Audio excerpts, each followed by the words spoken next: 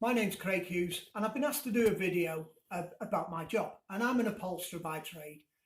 So basically from the start, I went into upholstery from school, and the way that came about was at school, back when I was at school, they had careers officers.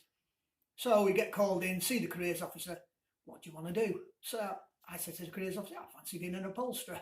The careers officer just laughed at me and said, nobody does that nowadays. So I thought, well, I'll show you.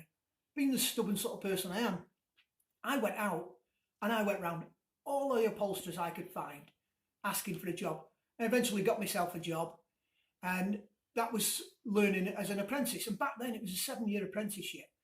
So then from there, I went on from job to job, different upholsterers, learning the trade.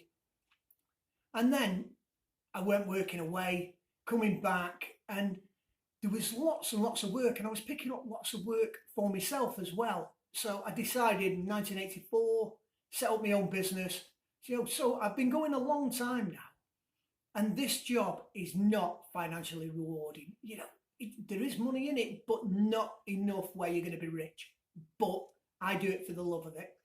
And to do this job where you are turning round a piece of furniture that is tatty, it's falling apart, it's been in somebody's family for generations and generations, and you reupholster that, give it them back, and the reward you get from that when they burst into tears because they're so pleased with the job, and it's going to last for generations and generations to come.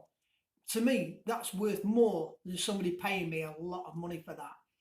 And this sort of job is really, really rewarding in the fact that you're doing that.